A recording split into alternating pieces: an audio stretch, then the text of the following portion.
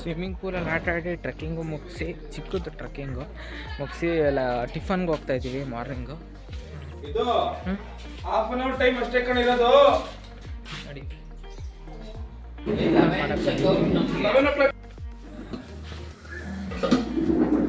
Tiffin ಬಂದು ಅವಲಕ್ಕಿ ಇದೆ, ಅನ್ಲಿಮಿಟೆಡ್ ತಿಂತಾ ಇರ್ಬೋದು.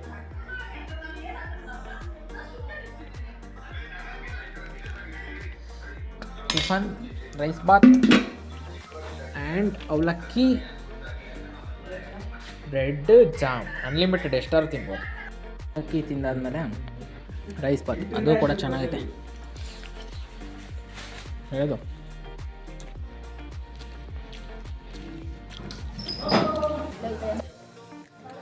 ಮಿಲನ ಮೂವಿ ಫೇವ್ರೆಟ್, ಬ್ರೆಡ್ ಜಾಮ್ ಚೆನ್ನಾಗಿದೆ ತಿನ್ನೋಣ.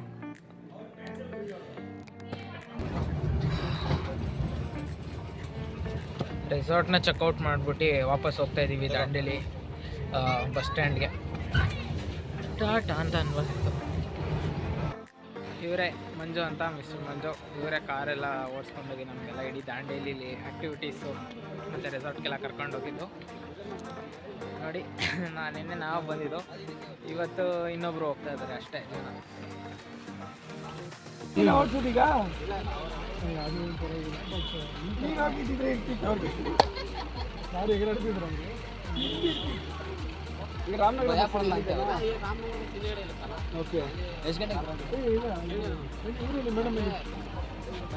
ಇಲ್ಲಿಂದ ಗೋವಾಗೆ ಹೋಗೋ ಬಗ್ಗೆ ನಾವು ಡಿಸ್ಕಷನ್ ಮಾಡ್ತಾ ಇದ್ದೀವಿ. ಆಗುತ್ತೆ ನನಗೆ ರೆಸಾರ್ಟಲ್ಲಿ ಇಲ್ಲ ಕಾಬ್ಗಾಬ್ರೆಲ್ಲೇ ಬಂದರು ಎಲ್ಲರೂ ಬೇಗ ಅರ್ಜೆಂಟ್ ಮಾಡ್ಕೊಂಡು.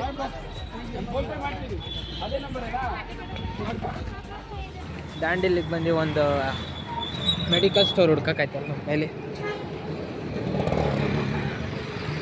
ವಾಮಿಟ್ ಬರಬಾರ್ದು ಅಂತ ಗೋವಾಗೆ ಹೋಗ್ತಾ ಇದ್ದೀವಲ್ಲ, ಅದಕ್ಕೆ ಟ್ಯಾಬ್ಲೆಟ್ ಹುಡುಕ್ತಾ ಇದ್ದೀವಿ.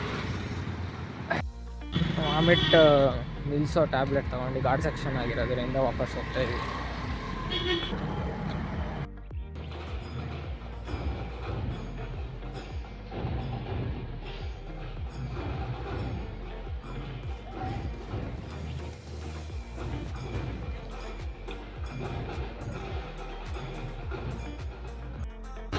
ಇಲ್ಲಿಂದ ನಾವು ಗೋವಾಗೆ ಹೋಗ್ತಾ ಇದ್ದೀವಿ. ರಾಮನಗರ ಬಸ್ ಬಂದು ತುಂಬ ಲೇಟ್ ಟೈಮಿಂಗ್ಸ್ ಬಸ್ ಇದು, ತುಂಬ ವೆಯ್ಟ್ ಮಾಡಬೇಕು. ಆದಷ್ಟು ನೀವು ಬೇಗ ಬಂದರೆ ಅಟ್ಲೀಸ್ಟ್ ನಾವು ಬೇಗ ಗೋವಾಗೆ ಹೋಗ್ಬೋದು. ಮಾರ್ನಿಂಗ್ ಬೇಗ ಬಿಟ್ಟರೆ 6 o'clock 7 o'clock 8 o'clock ಹಿಂಗೆ ಬಿಟ್ಟರೆ ಬೇಗ ಇನ್ನೂ ಹೋಗ್ಬೋದು. ಧಾರವಾಡದಲ್ಲಿರೋ ರಾಮನಗರ ಬಸ್ ಸ್ಟಾಪ್ ಬಂದಿದ್ದೀವಿ. ಮಲ್ಕೊಬಿಟ್ಟಿದೆ ಜರ್ನಿಲಿ ದಾಂಡೇಲಿಯಿಂದ ಬರುವಾಗ,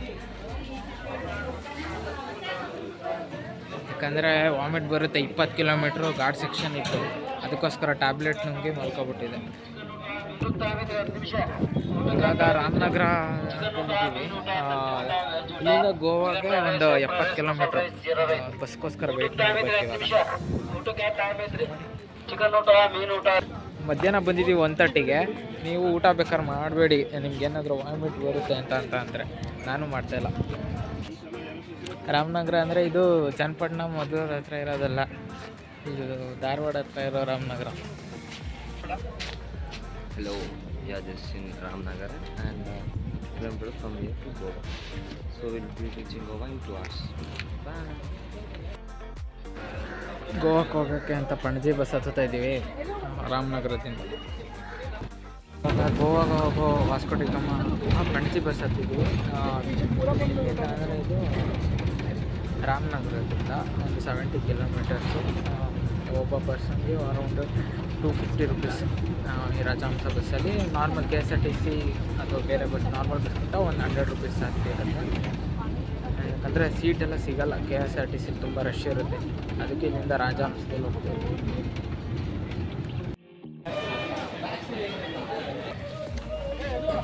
ಹಾಯ್ ಗುರು, ನಾವು ಬಂದಿದ್ದೀವಿ tourist paradise, city of beaches, temples ತುಂಬ ಇದೆ. Finally we reached Goa. ಇವಾಗ Finally we reached Goa. ಇದೇ ಲೋಕಲ್ ಬಸ್ ಸ್ಟ್ಯಾಂಡ್. ಹುಷಾರಾಗಿರಿ, ಇಲ್ಲಿ ಯಾರೋ ಇಲ್ಗೋ ಕರ್ಕೊಂಡೋಗ್ತಾರೆ ಬಸ್. ಬಾಗ ಬೀಚ್ಗೆ ಹೋಗ್ತಾ ಇದ್ದೀವಿ ಪಣಜಿ ಬಸ್ ಸ್ಟ್ಯಾಂಡಿಂದ. ಎಷ್ಟು ಕಿಲೋಮೀಟರ್ ಅಂದರೆ 18 ಕಿಲೋಮೀಟರ್ ಇಲ್ಲಿಂದ.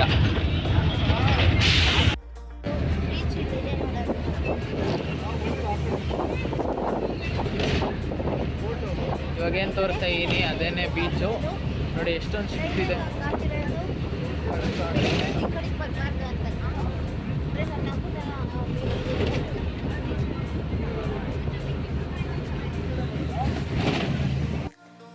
ಪಣಜಿಯಿಂದ ನಾವು ಬಾಗ ಬೀಚ್ ಬಸ್ ಸ್ಟ್ಯಾಂಡಿಂದ ನಡ್ಕೊಂಡು ಹೋಗ್ತಾ ಇದ್ದೀವಿ ನಾವು ಬಾಗ ಬೀಚ್ ನೋಡೋಕ್ಕೆ. ಬಟ್ ಏನಂದರೆ ಅವ್ರು ಅಲ್ಲೇ ನಿಲ್ಲಿಸ್ಬಿಟ್ಟು ಟ್ರಾಫಿಕ್ ಜಾಸ್ತಿ ಆಗಿರೋದ್ರಿಂದ ಬಸ್ಸವರು ಬೆಳಗ್ಗೆ ತಿಂದಿರೋದು ಇನ್ನೂ ಊಟನೇ ಮಾಡಿಲ್ಲ, ಹೊಟ್ಟೆ ಹಸಿತೈತೆ. ಕಾಣಿಸ್ತಾರೆ ನೋಡಿ, ಎಲ್ಲ ಕಡೆ ಸೌಂದರ್ಯ, ಪ್ರಕೃತಿ ಸೌಂದರ್ಯ ಇಲ್ಲೂ ಇದೆ. ಬಾಗ ಬೀಚು ತುಂಬ ಟ್ರಾಫಿಕ್ ಆಗಿರೋದೆ, ಅದಕ್ಕೆ ಕಲ್ಲಂಗುಟ್ಟೆ ಬೀಚ್ಗೆ ಹೋಗ್ತೀವಿ. ಅದು ನಡ್ಕೊಂಡು ಹೋಗೋಷ್ಟು ವಾಕಬಲ್ ಇದೆ.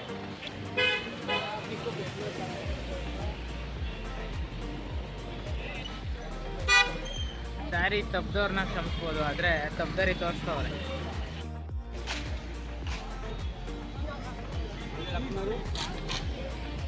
ನಡ್ಕೊಂಡು ಹೋಗ್ತಾ ಇದ್ದೀವಿ, ಬಸ್ ಅವ್ರು ಅರ್ಧ ದಾರಿಗೆ ನಮ್ಮನ್ನ ಬಿಟ್ಬಿಟ್ಟಿದ್ದಾರೆ.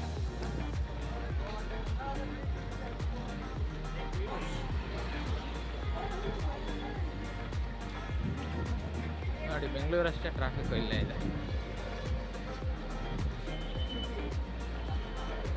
ಗೋವಾದಲ್ಲಿ ನಾನು ನೋಡಿದಂಗೆ ಬೇರೆ ಕಡೆ ಗೋವಾದಲ್ಲಿ ಇರೋರಿಗಿಂತ ಬಾರ್ಡ್ರ್ ಏರಿಯಾ ಆಫ್ ಕರ್ನಾಟಕದಿಂದ ಬಂದು ಇಲ್ಲಿರೋರೇ ಜಾಸ್ತಿ. ಎಲ್ಲ ಕನ್ನಡ ಮಾತಾಡ್ತಾ ಇದ್ದಾರೆ ಎಲ್ಲ. ಆಲ್ಮೋಸ್ಟು 4,000 ಒಂದು ರೂಮ್ಗೆ ಗೋವಾದಲ್ಲಿ. ಬರೋವಾಗ ಹುಷಾರಾಗಿ ಬನ್ನಿ. ಅದು ಇಬ್ಬರೇ ಶೇರಿಂಗ್ ಅಷ್ಟೇ, ಇಬ್ಬರೇ ಇರೋಕ್ಕಾಗೋದು. ಒಂದು 4-5 ಜನ ಇರೋಕ್ಕಾಗಲ್ಲ. ದಾಂಡೇಲಿ ನಾವೆಲ್ಲ ಇದ್ದೋ ಒಂದೇ ರೂಮಲ್ಲಿ, ಆ ಥರ ಇಲ್ಲಿ ಇರೋಕ್ಕಾಗಲ್ಲ.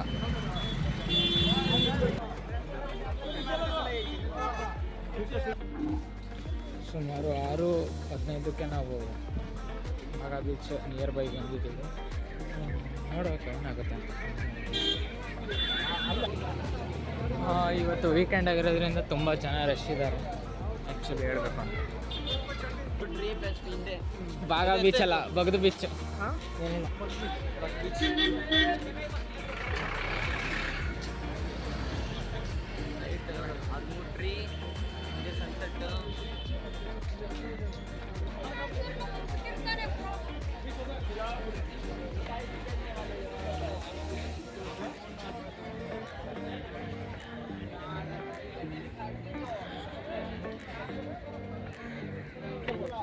ಬೆಳಗ್ಗೆ ಸಮುದ್ರದಲ್ಲಿ ಇಳಿತೀನಿ ಅಂದರು, ಇವಾಗ ಯಾರು ಇಳಿಯಲ್ಲ ಅಂತವ್ರೆ. ಕೊನೆಗೂ ಬೀಚ್ಗೆ ರೀಚ್ ಆದ ಗುರು. ಬನ್ನಿ ಬೀಚ್ನ ನಾವು ನೋಡೋಣ ಹೆಂಗಿದೆ ಅಂತ. ಸಂಜೆ ಒಂದು 6:30 7 ಗಂಟೆ ಸನ್ಸೆಟ್ ಆಗ್ತಿದೆ. ಗೋವಾದಲ್ಲೂ ಕನ್ನಡ ಸಾಂಗ್ ಕೇಳಿ ಖುಷಿ ಆಯಿತು ಗುರು, ನಿಜವಾಗ್ಲೂ.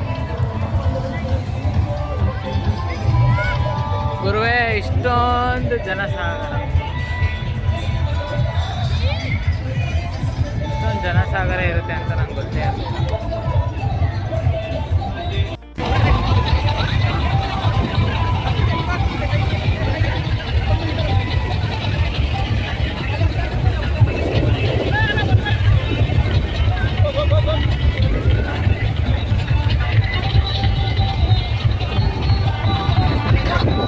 ಸನ್ಸೆಟ್ ಆಗೋಗಿದೆ ನಮ್ಮ ಬರೋಕ್ಕೆ. ಬೇಗ ಬಂದಿದ್ರೆ ಸನ್ಸೆಟ್ನ ನೋಡ್ಬೋದಿತ್ತು. ಸೌಂಡ್ ಮಾತ್ರ DJ.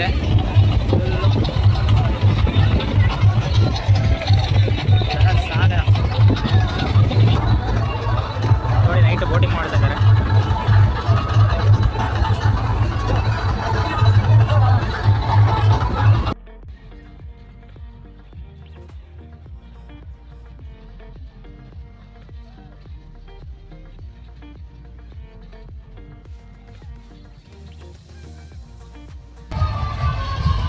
ಟೂರ್ ಬಂದರು ನೋಡಿ, ಇಲ್ಲಿ ಎಲ್ಲರೂ ಮೊಬೈಲ್ ನೋಡ್ತವ್ರೆ, ಎಂಜಾಯ್ ಮಾಡೋದು.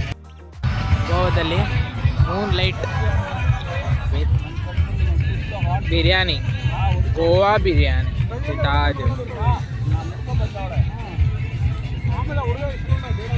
ನೋಡಿ ನೈಟ್ 12 ಗಂಟೆ ಆದರೆ ಎಷ್ಟು ಜನ ಇದ್ದಾರೆ ಬೀಚಲ್ಲಿ.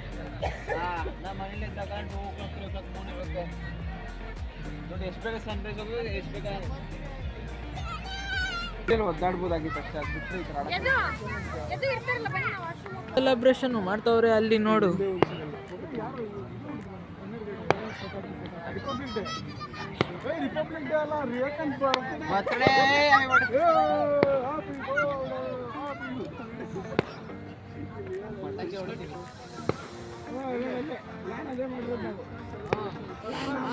ಜಾಸ್ತಿ ಹೊಡಿಯಪ್ಪ.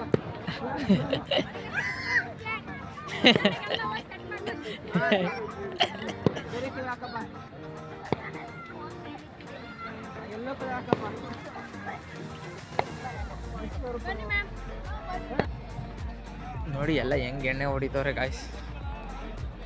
ನಿಜಾನು ಹೋಗೋಣ. This is Goa. This is Goa.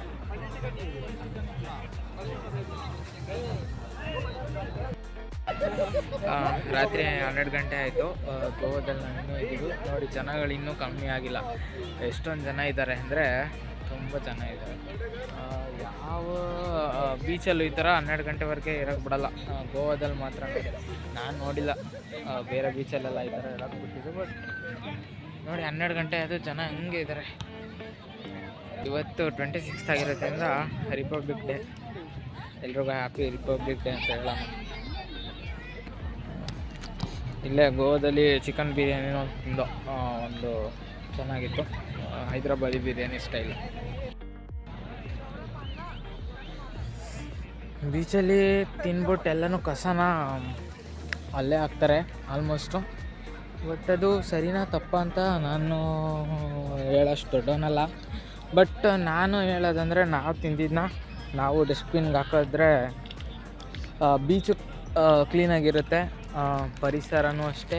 ಇಲ್ಲಿ ಟೂರಿಸ್ಟ್ ಬರೋರು ಅಷ್ಟೇ ಇಂಡಿಯಾನ ಎಷ್ಟು ಚೆನ್ನಾಗಿದೆ ನೋಡ್ಕೊಂಡಿದ್ದಾರೆ ಅಂತ ಇಂಡಿಯಾದಲ್ಲಿರೋ ಟೂರಿಸ್ಟ್ ಪ್ಲೇಸಿಗೆ ಬರ್ತಾರೆ. ಇಲ್ಲ ಅಂದರೆ ಫುಲ್ಲು ಗಲೀಜ್ ಅಷ್ಟೇ. ಇದೇ ನನ್ನ ಇವತ್ತಿನ ರೆಸಾರ್ಟು. ನೋಡ್ಕೊಳ್ಳಿ, ಬೀಚಿಂದ ಡೈರೆಕ್ಟ್ ಇಲ್ಲಿಂದ ಮಲ್ಕೊಬಿಡ್ತೀನಿ ಹಂಗೆ ಡೈರೆಕ್ಟ್. ಇಲ್ಲಿ ಮಲ್ಕೊಂಡ್ರೆ, ಯಾಕಂದರೆ ನಾವು ರೆಸಾರ್ಟ್ ಬುಕ್ ಮಾಡಿಲ್ಲ, ಅದಕ್ಕೋಸ್ಕರ ಬೀಚ್ ನೋಡಬೇಕು ಅಂತ ಹಿಂಗೆ ಮಲ್ಕೊಬಿಟ್ರೆ ರೆಸಾರ್ಟ್. ಇಟ್ ಈಸ್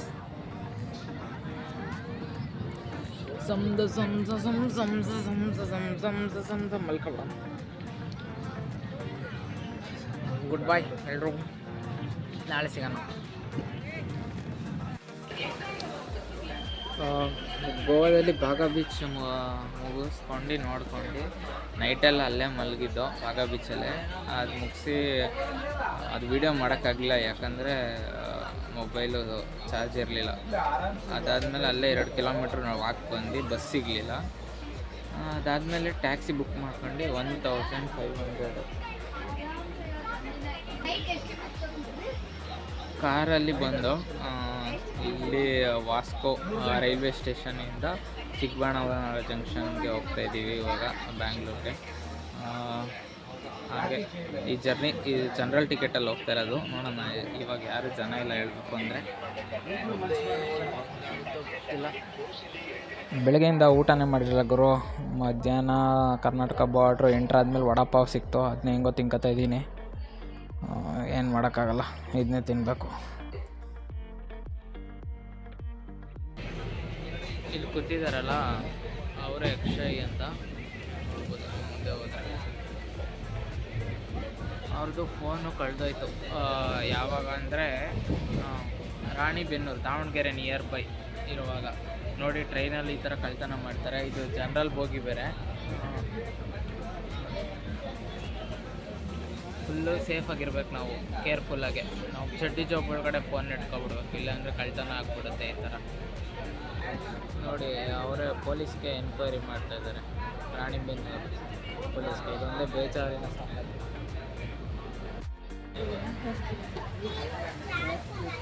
ಗೈಸ್ ಇಲ್ಲಿ ನೋಡ್ತಿದ್ದಾರಲ್ಲ ಈ ಟವಲ್ಲು, ಇದೇ ನಾನು ಯೂಸ್ ಮಾಡ್ತಾ ಇರೋದು.